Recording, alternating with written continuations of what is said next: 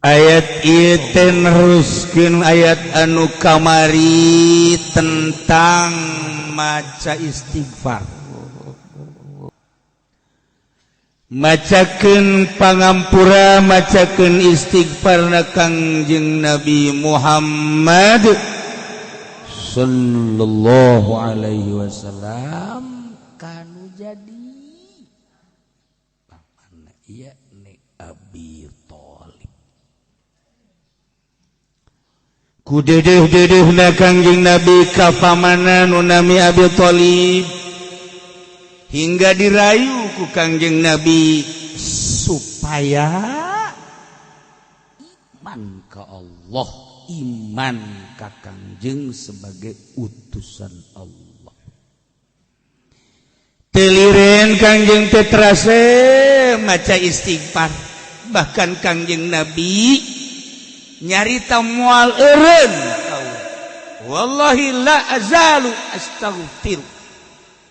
Kaula moal eureun-eureun terus teu mangmentakeun hampura ka paman kaula. Lantaran inget kana jasa-jasa paman. Pohara. Anu ngurusan lain letik-letik pengurusan. Masa kuari maot teu iman. Ingat karena jasa seorang paman Abi Thalib sakit itu luar biasa. Anu ngahadang kejadian-kejadian anu bakal ngajadikeun bahaya. Ayeuna mah teu iman. Cek Kangjeng secara manusiawi atuh deudeuh jeung nya. Karunya la azalu astaghfiru. Moal eureun-eureun kaula mangmentakeun hampura. Hatta sehingga kaula dicaram ku Gusti Allah. Watu sahabat ge balerea kabeh mangmentakeun hampura ka indung bapana nu maot musyrik. Mangmentakeun hampura ka bapak kolotna anu maot musyrik. Maka Allah nurunkeun ayat ma kana lin nabi wal ladzina amanu ay yastaghfiru lil musyrikin walau kan uli qurba. Dilarang Kangjeng Nabi berikut para mukminin mangmentakeun hampura ka Allah jang para musyrikin sanajat musyrikin eta sebagai kerabat anu deukeut. Dilarang geus lain-lain deui. Untuk kuari teh wah paeh bae. Saya dikawin jeung sarwiti Islam, boga anak, disakolakeun pergaulan sekolahan, naudzubillah min dzalik jadi berubah akidahna, kuari pangeranna jadi Tritunggal. Berarti Kristen kafir, Kristen ayeuna mah sebab kitab Injilna muharraf tahrif. Nah, kuari lamun paeh bapakna Zaid paeh anak teu meunang warisan sebab anu ngajadikeun pemisah akidah. Bisa juta kali sugih bapakna atau anakna anu sugih paeh anakna teu ngawaris. La yarisul muslimu al kafira walal kafiru al muslim. Atawa Ki Zaid kawin jeung Siti Kristiani. Make Siti heran ieu. Kristen nyara. Ayo make aturan-aturan gereja. Kristen lah, bukan anak. Biasa aja Kristen ieu. Nyana milu muludan. Ki Zaid ini ada apa sih rame-rame? Muludan, Bos. Muludan itu apa? Muludan itu mengenang kelahiran Kangjeng Nabi sekaligus wafat Kangjeng Nabi. Oh iya, saya dengerin aja. Bos, ini mau urusannya orang Islam. Ini pengen ngedengerin dah. Bos ngedengikeun aja dibagi berkat. Kebagian kan nyana. Pan eta berkat teh aya sinar salam. Nempel kana berkat. Ya Nabi salam alaika ya Rasul salam alaika ya Habib salam alaika alaika shalawatullah alaika. Emang tete nyorot sinarna kan berkat. Ge nu mantak haju gembul ge. Sinar Kanjeng Nabi. Masya Allah karim, urang teu kadeulegan sakadar berkat tah. Tapi eta maknana asyraqal badru alaina. Hai nyorot tadi mantak di daharna geunah. Balik ngariung jam 1 di dahar kurang berkat. Geunah atuh jalapar. Tuh batak lamun dibagi aqua doang santri ngarombong bae aing mah muludan seneb dekeun. Atuh aqua doang. Ayo bae mengagedekeun berkat tu pacar mah tu dasar aja balik kiai yang berkat cenah kos kitu. Sim dasar bung mere meureun deui nya. Tah, ieu maknana ieu makna aya sinar ilahi nu dibacakeun ku para santri, para ustad, para kiai nu ikhlas. Aya meureun-meureunan 40-an mata nu maca asyraqal nu ikhlas urang mah. Anu teh ikhlas mah moal nempel moal. Nu ikhlas mah aya set nempel. Dibawa ku Ki Zaid. Pemajikan nanya, "Pak, itu apa?" Katanya sih berkat. Emang dari mana? Muludan. Kok Bapak ikut muludan? Rame-rame ngedengerin. Iya tuh coba. Dahar punya anak. Hidayah lewat berkat. Isuk-isuk nanya ngalamun bae kalau masuk Islam enak ya cekeun. Maksudnya kenapa? Ya tuh dapat berkat terus. Tah. Lewat mana Allah endek ngajadikeun deuk mere hidayah ka jelema rahasia Allah. Lewat gering, lewat perang, lewat nyanyi, lewat ngaji, lewat berkat. Nyanggakeun ka Gusti Allah. Urusan Allah sama hidayah. Aya nu deuleu doa itu siapa? Itu mah kiai. Oh berbeda ya. Isukna jadi asup Islam. Aya nu hiji itu saha itu? Itu mah Pak Haji. Aing greget ka si eta. Jadi henteu. Itu teh rahasia Allah tah. Nyanggakeun sadaya-daya. Udah memang tadi nasi sok salat jadi henteu. Gara-gara aing ngeleubeungeun si eta kunaon meureun datang ka kuari haranges. Eta sinar korupsina timbul. Tah, ya. Nah, kuari Ki Zaid asup Islam, boga anak kan. Nah, kuari paeh Ki Zaidna. Mualaf, hartana loba. Teu bisa diwaris ku anakna. Teu bisa diwaris atau anak nu paeh, nyanana Islam, anakna Kristen. Teu bisa diwaris. Lah ya dituluy. Berarti jurang pemisah akidah. Tapi nangan Kanjeng Nabi mengacakeun istighfar sekalipun ka Abi Thalib. Paman anu ngarumat, paman anu ngahadang tina sagala rupa kejadian-kejadian ada, tapi tetap bae datang ka mang mentakeun hampura eueuh jalan. Allah karim. Timbullah pertanyaan pan Kangjeng Nabi Ibrahim ge mang mentakeun hampura ka bapana. Kanjeng Nabi Ibrahim teh boga bapa ngaranna Azar. Kebeneran Kanjeng Nabi Ibrahim seorang manusia nu hebat nu piawai, tapi boga bapana ieu lain lalagaan, tukang nyeunan patung sekaligus ngajualan patung. Maha kawasa. Ulah ditanya.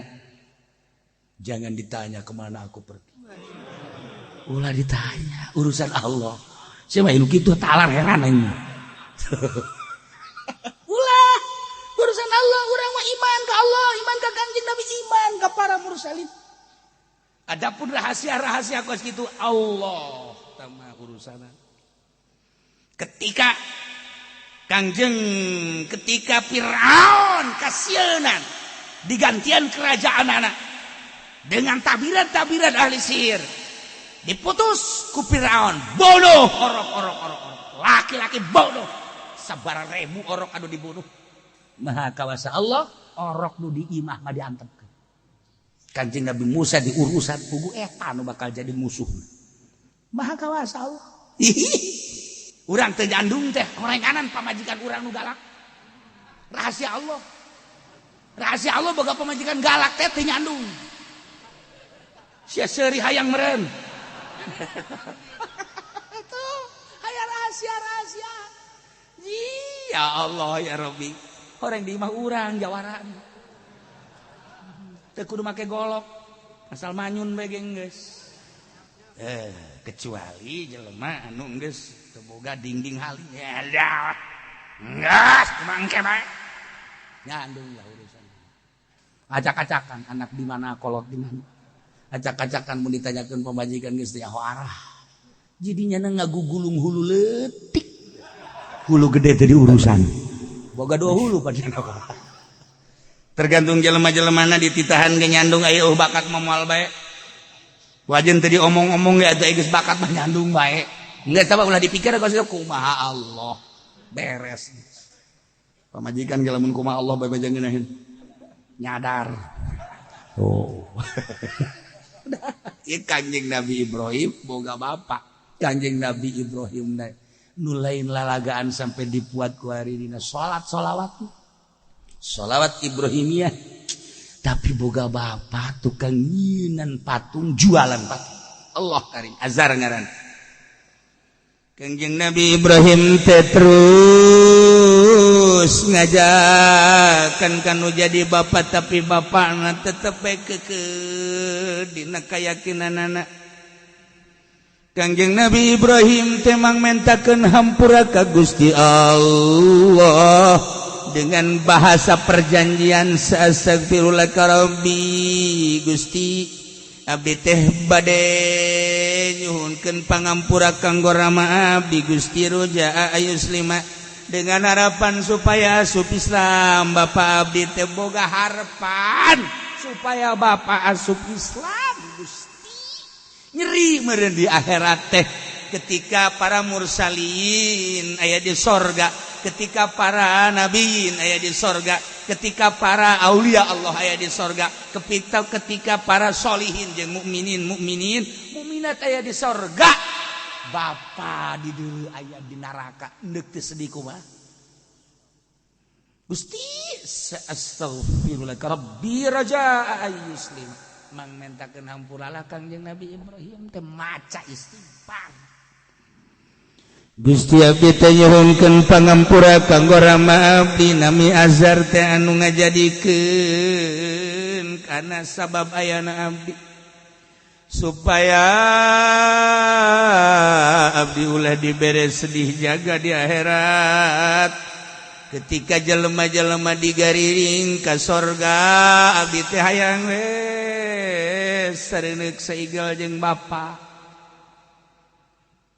mentakeun hampura nah ieu nu tadi teh Kanjeng dicaram mentakeun hampura ka Abi Thalib sahabat dilarang mentakeun hampura ka para karuhuna nu maot musyrik kok Kanjeng Nabi Ibrahim teh maca atuh aya perbedaan maka dijawab ku Gusti Allah wa ma kana istighfar Ibrahim li abi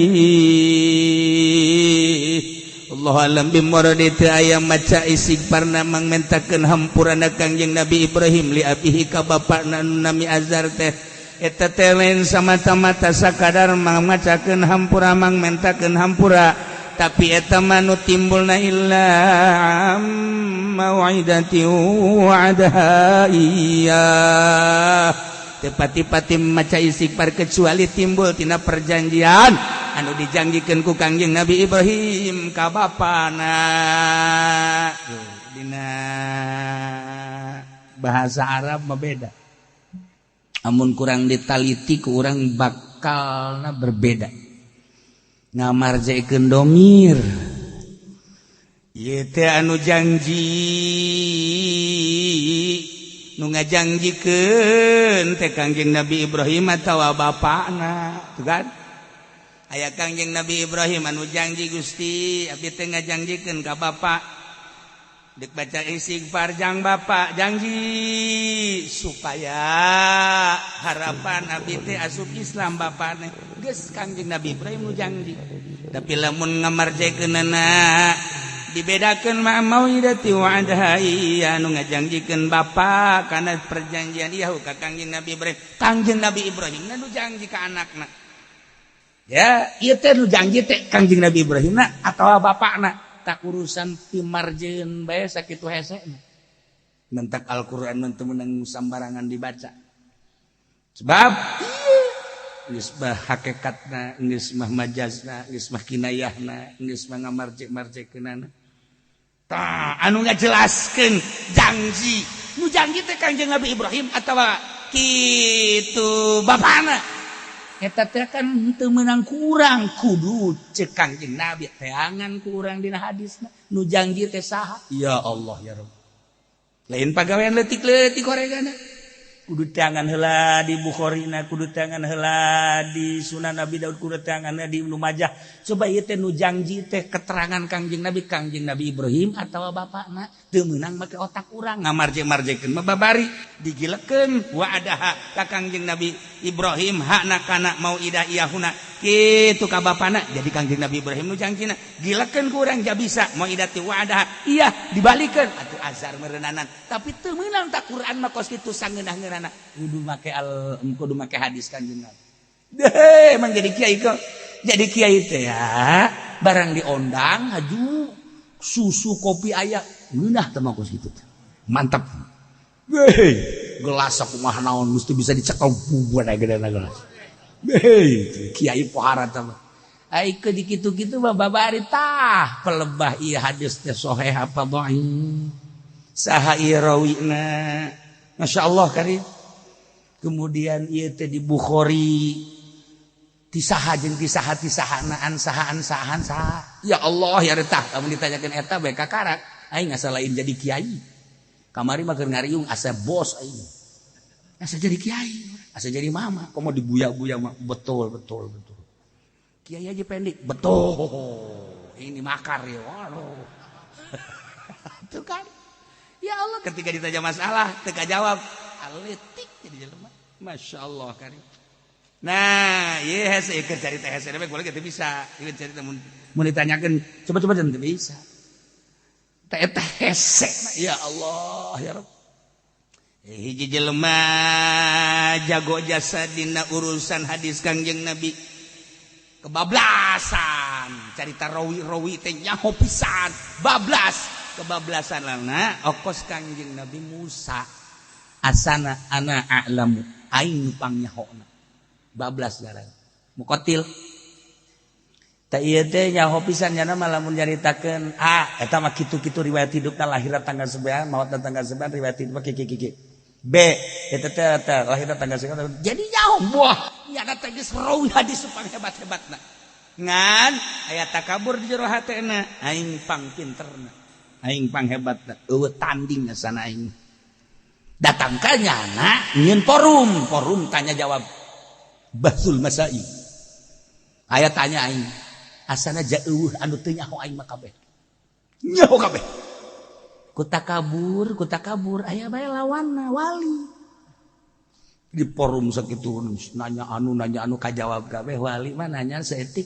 ketil aing mah nanya bae 2 pertanyaan naon geus mah ulah nanya geus mah hina pan ai wali mah tilok make jas hina gitu ka deulina nu make jas mah pedagang sama pedagang jas ieu teh jadi eta wali mah nanya 2 ieu nya cepat nanya naon lamun kajawab aing ku guru kasihan ye atuh kajawab teu kajawab ge jai mah lain teu kajawab jak kira teh aing ku guru bae sih aing 2 aing mah pertanyaan naon aya cepat hiji sagede kumaha peujit sireum nyana geus ngagibeg teh gagibeg kadua naon nyana ge leutik aing kadua naon kadua waktu Kangjeng Nabi Adam dititah munggah haji ku Gusti Allah sorangan bae nu nyukur tahalulna saha teu bisa ngajawabnya oge sakian aja aya tah jawab geus ya jawab wali atuh masyaallah teu sambaran ayo coba amun sia jaho eta peujit sireum saha nu nyaritakeunana mun Kangjeng Nabi hadis taon lamun sahabat saha lamun wali saha ayo aing moga kaindit di dieu heulanan ulama ke otak sia tapi make riwayat nomor kedua nunyukuran tahalul kanjeng Nabi Adam can aya sasanya lamun gak haji harita saha nunyukuran anak cepat sia tetep teu kabaca gojana hampura aing kalau bae eta mah aing teu bisa ngajawab mantap ulah sombong sia ye wa fawqa kulli dzi ilmin alim disahuruheun lasaluhureun jelema anu pinter aya deui nu leuwih luhur ye aya langit ka hiji langit ka dua langit ka tilu langit ka opat ulah sok haju mentang-mentang sia yes mentak kuari riwayat nu timbul ti muqatil teu dipercaya lantaran gedebul sakitu pintarna teu jadi perawi hadis anu hebat nu sahih sebab gedebul asli sama dongeng teh tah urang ge lamun gedebul kos kitu ulah sok cilek-cilek atuh biasa bae ngarasa mah ngarasa bae ulah sok cilek-cilek kos cangkurileung biasa bae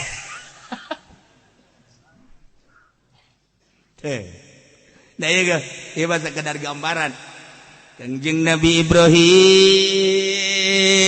janji anu perjanjianana teh deuk mangmentakeun hampura dengan harapan asup Islam mangmentakeun hampura musyrik keneh kan bapana kok Kanjeng Nabi Ibrahim maca istighfar oh lanjut walamma tabayyana lahu annahu aduwwun lillah barang nyata-nyata menjelas ke Kanjeng Nabi Ibrahim bahwa bapana teh horeng musuh Allah kanyahoan musuh Allah na bimautihi alal kufri mautna kufur teu percaya ka Allah sebagai pangeran teu percaya ka Kanjeng Nabi Ibrahim anak diangkat jadi utusanana rahasia Allah barang jelas ka Kanjeng Nabi Ibrahim bahwa bapa teh aduwwun lillah tabarra'a minhu tabarro'a merdeka Kanjeng Nabi bebas Kanjeng Nabi Ibrahim lubar Kanjeng Nabi Ibrahim henteu maca istighfar wa carakal istighfar embung mangmentakeun hampura Kanjeng Nabi Ibrahim henteu tuh jadi eta Kanjeng Nabi Ibrahim teh teu apaleun bahwa kang bapana bakal mautna kitu musyrik can aya perintah ti Allah tanda-tanda mah geus apaleun Kanjeng Nabi Ibrahim teh bapa teh jadi kieu cuman kulantaran can aya instruksi ti Gusti Allah nyanggakeun ka Gusti Allah kan aya rasul mah kumaha wahyu can aya wahyu sanajan tanda zahirna mah kos kitu aya can aya wahyu jaloba jelema teh anu dikir hirupna mah kafir tapi maotna mah muslim ambala aya jutaan manusia dibalikeun aya anu keur hirupna mukmin naudzubillah min zalik mautna jadi kafir naudzubillah min zalik wa min zalik rahasia Allah jaloba jelema anu keur masa hirupna teu kapanggih jeung Kanjeng Nabi atuh kunaon barang sakaratil maut dilayat da ku Kanjeng Nabi ribuan jutaan manusia eta dijelaskeun di kitab Fatawi hadis ya jutaan mukmin nu sering maca sholawat teu daekeun kapanggih ngimpi komo yakullah mah tapi ketika nyana sakaratil maut dilayat hanya dirinya nu nyaho assalamualaikum waalaikumsalam saya ieu anu sok disolawat Muhammad nyana senyum urang teu ngarti senyumna nyana korenganan keur ngobrol jeung Kanjeng Nabi lain hiji lain ratus lain ribu jutaan mukmin masyaallah karim nu mantak ulah eureun-eureun maca sholawat harapan urang geus bae panungtungan eta bae teh jag hirup urang mah kos kieu hambalaya rahasia Allah anu maot di leuweung anu maot di laut anu maot di sumur anu ku tsunami anu ku gempa eta teh Kanjeng Nabi ngalayan deuk sakarat deuk kumaha teh mah urusanna teh mah rahasia ih kurawa kadeuna na tsunami dagang sumur horenganan ketika rek sakaratna Kanjeng datang deuk kumaha coba masyaallah eta lah rahasia-rahasia Allah teu bisa nyaritakeun hanya sebagian hamba-hamba Allah nu dibere nyaho ge teu meunang diomongkeun terus suku kula didongengkeun kamari keur haol anu tukang adu kotok teh anu piwalieun kan kadeuleu ku mama oh jadi mah piwalieun tukang adu kotok dibeat ai kiai teu dibeat Geus bae. Pan jadi riweuh, banyak tukang adu kotok di beat torekat. Heran aing mah, isuk-isuk kieuan bae isuk-isuk ngajantur kotok. Jadi ahli torekat. Ari anu nyekelan tasbih bae nyekelan kitab teu di beat-beat. Eta bahkan kehebatan mamana deuleu jawali babi wali. Mantak jadi wali horeng kudu ngadu kotok heula. Siapa juga ngadu kotok we tungtung nama. Lailah. Ya. Jadi saencan Kangjeng Nabi dibere tanda-tanda ku Gusti Allah tentang akidah anu benerna bapakna boga harapan supaya asup Islam dipangmentakeun hampura dengan cara istighfar Kanjeng Nabi Ibrahim jang bapak harapan roja ayuslima supaya asup Islam tapi barang jelas kafir musuh Allah tabarra'a minhu geus teu baca istighfar deui Kanjeng Nabi Ibrahim geus teu Inna Ibrahim la'awwahun halim Allah alam bimara desanya Kangjeng Nabi Ibrahim telah awwahun yakin jelema anu pohara pisan DP-DP na ka Gusti Allah anu loba pisan ngadoana ka Gusti Allah halimun turnu pohara pisan tahan ujina terhadap pilara-pilara mantap kasupkeun kana ulul azmi ismatuhum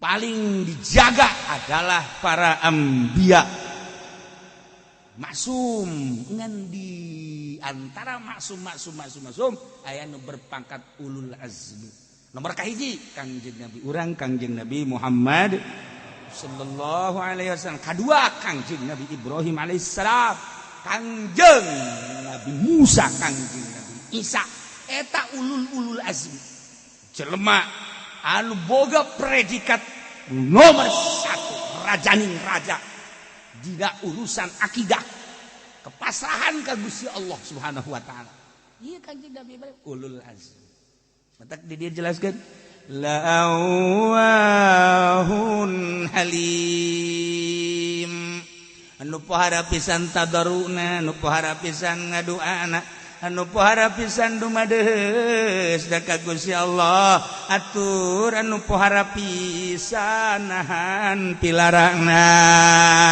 Kanjeng Nabi Ibrahim atuh moal aya tanding kumaha ge kos Kanjeng Nabi urang nyaritakeun fakir saha nu leuwih fakir ti Kanjeng Nabi nyaritakeun miskin saha nu leuwih miskin ti patan Kanjeng Nabi nu mata cek Kanjeng Nabi cintailah fakir orang yang mencintai fakir adalah sama dengan mencintai saya sebab tidak ada yang lebih fakir kecuali saya cintailah miskin sebab saya dilahirkan oleh Allah menjadi orang miskin orang yang cinta miskin berarti cinta kepada saya mana orang yang lebih miskin daripada saya urang mah dibere embung tah diuk jeung nu fakir miskin teh bau hayangna jeung bupati begitu bangga urang lamun diuk jeung bupati jeung gubernur jeung polisi puguh deuk nangkep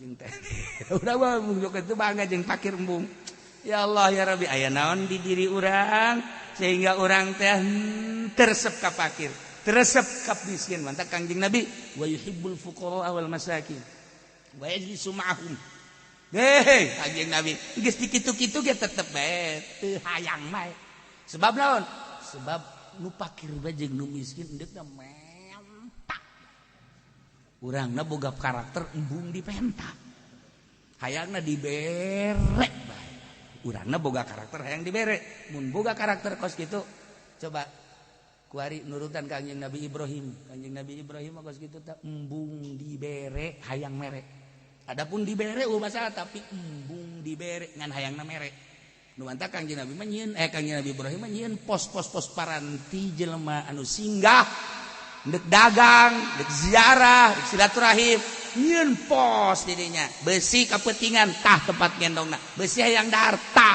dahareunana jeung ngalayanana ya Allah ya Rabbi pohara Kanjeng Nabi Ibrahim pohara moal aya pangbarahanna sadunya iwati Kanjeng Nabi Ibrahim barahan dongeng mah babari jasa urang mah barahan boro-boro ka batur ka pamajikan bahasa datang ka pamajikan minta cai konon salaki teu daek barahan. Berarti pelitnya sebenarnya. Tuh, cak mamang teh coba saha salakina beusi sia. Anak pelit teh urang ka wara ka pamajikan ka anak ka incu. Jang naon teh. Ni ulah maka ka batur da ka pamajikan bae lah. Dah, pamajikan teh tah. Pamajikan teh ayo sia diloloh ku ai. Menang sabulan teh ai anting kula ka mana? Dijual. Eta pake jalan tuh, ati pecang macam mal ele. Pecang mah otakna. Wow, parah. Kangjeng Nabi Ibrahim kacaritakeun jaga di akhirat hadis anu diriwayatkeun ti Abi Hurairah ti Kangjeng Nabi Muhammad sallallahu alaihi wasallam jaga di akhirat Kangjeng Nabi Ibrahim yalqa alaihi salam abahu azar pendak jeung bapa yaumul qiyamah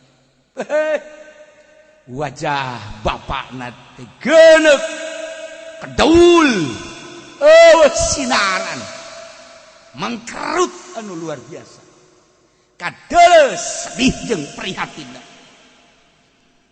katembong ku Kangjeng Nabi Ibrahim bapak teh ieu teh geus ahlung lain boga keyakinan bakal diseret ka neraka kapanggih jeung Kangjeng Nabi Ibrahim nangkep biasa cek Kangjeng Nabi Ibrahim ieu kurasa mana teh anak aing khairu ibdin pang bagus-bagus anak malayangan sia aju begitu atuh geus deui ya aing nyaho bawa sia teh hebat geus aing bawa ka ditu ka pangeran coba deuk dikumahakeun ayo dibawa ku Kangjeng Nabi Ibrahim bapak teh ka Allah diusulkeun ya Rabb hadza abi Gusti ieu teh bapak abdi abdi teh aya sebab bapak abdi ieu bapak abdi annaka wa'adtani alla tukhziyani yauma yub'atsun Gusti teh kapan janji Tuhan teh Gusti janji ka abdi moal nyedihkeun ka abdi jaga yauma yub'atsun di poe kiamat ayeuna poe kiamat teh payu khizin azab min abil abad mana kesedihan anu paling sedih deui tibatan jauh jeung bapak ieu teh bapak teh dibawa ku abdi teh ka Gusti ku sebab abdi teh embung sedih lantaran bayangkeun heulanan ieu mah Gusti abdi ka sorga bapak ka neraka abdi mah seserian di sorga jeung ahli-ahli sorga bapak mah kekerlekan di neraka pang sedih-sedihna eueuh deui tibatan min abil abad nyangakeun sadaya-daya kumaha jawaban Allah yaqulullah taala Ibrahim ulah jalir ti janji ya panaon inni haramtul jannata 'alal kafirin janji aing pan aing ngaharamkeun surga ka kafir lamun mukmin mah sakumaha gedena ta dosa bapa sia lamun mukmin mah sakumaha hebatna dosa bapa sia dunia penuh ku dosa bapa sia kabeh nyundul datang ka langit tapi iman sia ka aing ta bapa sia jeung ka sia enggas dosa naonan sorga tapi kulantaran aing janji sorga aing mah moal dibikeun jeung jelema kafir ini haramtul jannata 'alal kafirin eta janji aing Gusti atuh geus kieu mah kumaha henteu kumaha aju kumaha teh ya Ibrahim matah tarijlaik naon anu aya di handapeun suku sia coba ada leuh barang di dulu horeganan aya binatang wah nunduk yang kerem ka Kangjeng Nabi Ibrahim idzan huwa bi tubadiyahun mutalattihun ieu kromo dan luar biasa ijid Kangjeng gambaran bapa maneh teh asli nama tah ijideun sia jadi urang teh lamun dibere dibukakeun hijab ku Gusti Allah jalu munafik urang dibukakan hijab ku Gusti Allah nyeuleuh kafir urang dibukakan hijab ku Gusti Allah nyeuleuh musyrik eta teh sarua jeung jelema nu pagjore-jorana koromod boro-boro deukeut urang jauh ge urang hayang ditimpahan bae nu matak timbul rasa hayang perang teh ka kafir lantaran ku koromod-koromod itu urang mah di bos-bos kan bos siap bos sepatu tuh bersihin dulu ya oke bos berangkat bos Nah, ini waktu sholat saya masuk. Jangan sholat dulu. Iya bos, oke bos. Kurang madak tinggalkan sholat. Lantaran buka dulu kasep si bos. Kok mau bos nasi inci mah. Bibirna berembir mer. Nah, lantaran teu boga pandangan batin. Lamun boga pandangan batin. Bos teh poromo jorek izin. Urang deuleu anjing teh izin. Deuleu babi teh izin. Leuwih tibatan babi. Dia kubata perang lah coba. Lamun memang pandangan orang model kos kitu. Nah, Kanjeng Nabi Ibrahim ti bere dedeleuan ku ka Kanjeng Nabi izin padahal bapana teh padahal bapata teh. Matak dicekal ku Kanjeng Nabi Ibrahim. Ayo kadu bi qaimihi ayo ka pinar langsung dicekal ku Kanjeng ku izin-izinna. Sanggeus izin barangkeun ka neraka horeng bapa. Nu nganarakakeun bapana teh Kanjeng Nabi Ibrahim sorangan lempek dedeleuan lain jelema. Ya atuh urang ge lamun neuleuh pamajikan urang lain tuh siaman haju bae kan. Nah iyalah. Jadi dedeleuan Kanjeng Nabi Ibrahim na diaslikeun ku Gusti Allah. Bapa sia teh kadeleuna bapa. Ya nu aslina. Teu kudu ku Allah, teu kudu ku malaikat zabaniyah. Seret ku Kanjeng Nabi Ibrahim sorangan bujubar bae. Ditanya, "Ibrahim, eta teh bapa?" Tapi kok dibawa lain bapa kadeleuna ku aing. Masyaallah. Urang teh lamun keur nampilingan anak ceger teh daek salat teh daek ngaji teh lain anak kadeleuna. Eta teh moal daek urang lamun anak urang kadeleuna anak mah nampilingan anak. Mari batak ditampilingan ge ku urang teh. Aju bap anakna nampilingan kolot deui. Wah. Orenganan anak neuleuh bapa lain bapa. Dasar pagawean sia tah mah kos kitu. Nah, robahkeun coba teh urang make cacaang. Sakumaha caangna Kangjeng Nabi Ibrahim alaihis. Mudah-mudahan urang dibere teger hate urang, iman urang, akidah urang, iman urang ka Allah nu yakin, iman urang ka Kangjeng Nabi Muhammad nu yakin, iman urang